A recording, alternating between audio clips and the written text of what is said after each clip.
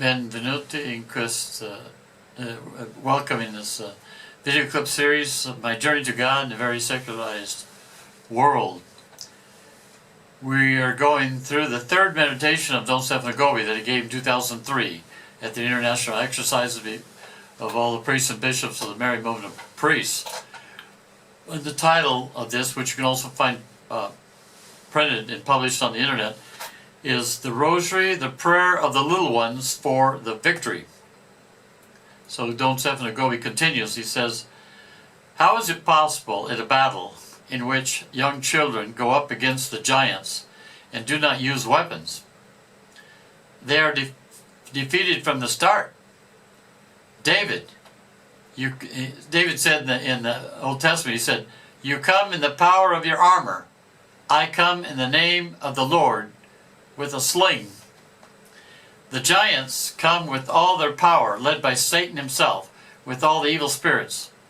Catherine Emmerich, a German mystic of the 18th century, saw that 50 years before 2000, hell would be empty, because Satan and all the devils came into the world to build the kingdom of evil.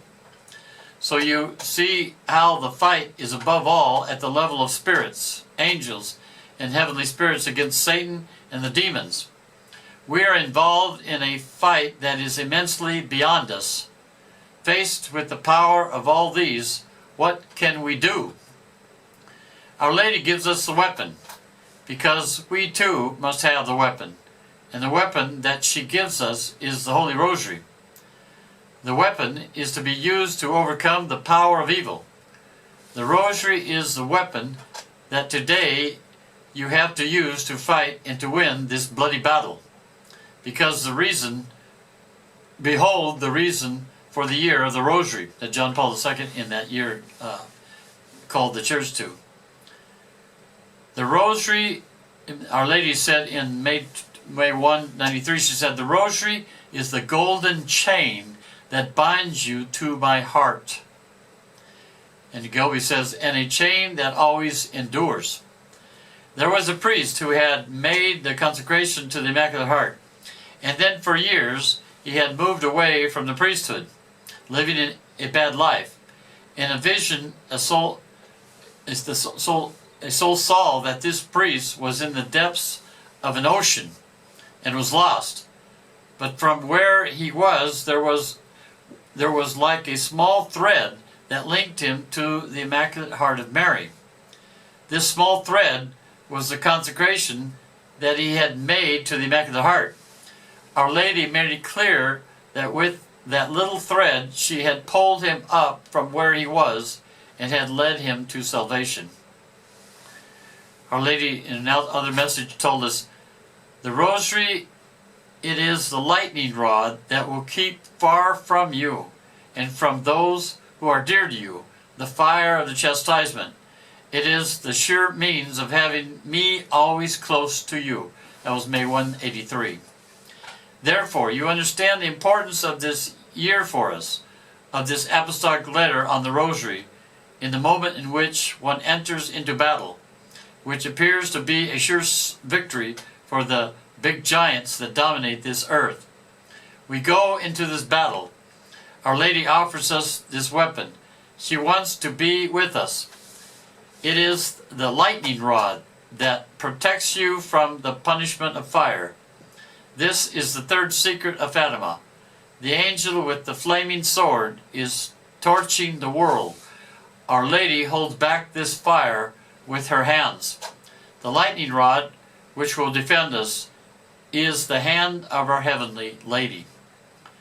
But now, entering the strongest moment of this battle, the Pope, illuminated by the Holy Spirit, proclaims the year of the Rosary and writes the apostolic letter on the Rosary.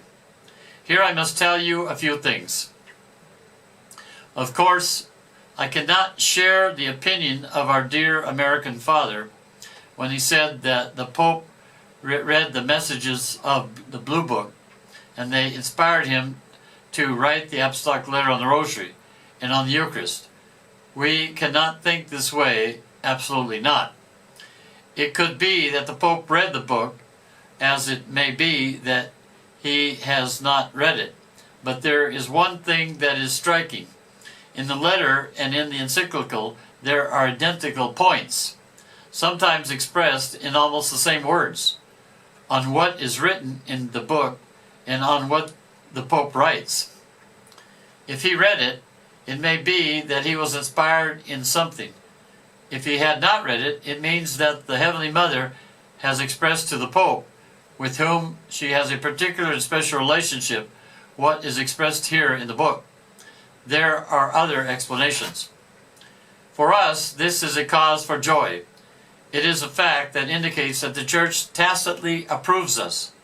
We are so in the heart of the Church that when we see that the Magisterium publishes some documents, these documents are already deeply inserted in the book of the messages of our movement.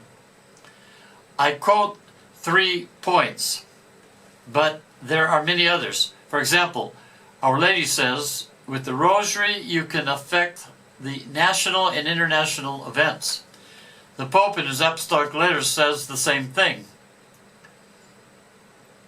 The Pope says that Our Lady asks for the Rosary. Our Lady gave this message: the prayer of my predilection is the Holy Rosary. For this reason, in my many apparitions, I always ask that it be recited. I unite myself with those who say it.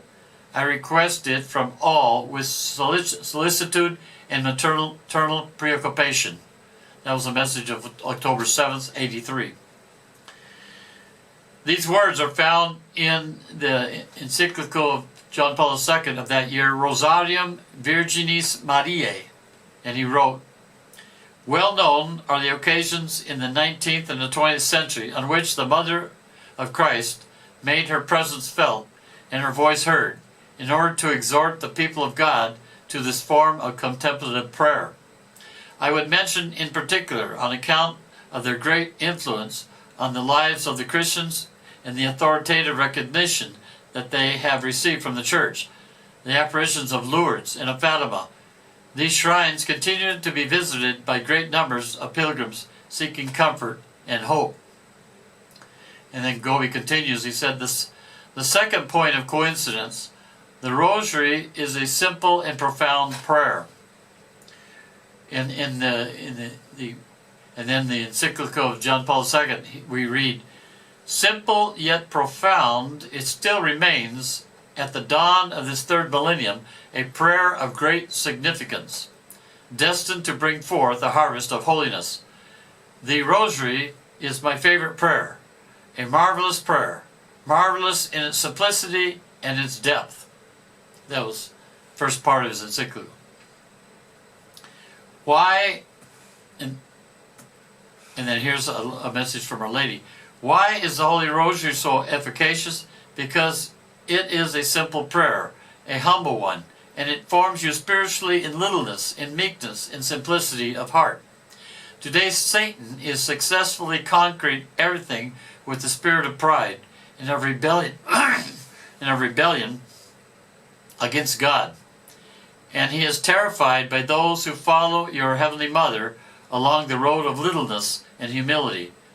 While this prayer is despised by the great and the proud, it is recited with so much love and so much joy by my little ones, by the poor, by children, by the humble, the suffering, by the many, many faithful souls who have welcomed my invitation.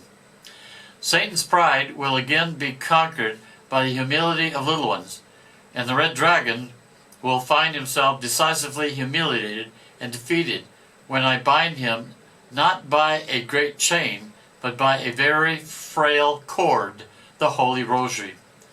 This was again a message of October 7th, 1983. And Gobi continues, the Rosary is a Christological prayer. Maybe we can continue that in the next video clip right here. May God bless you and Mary guide you.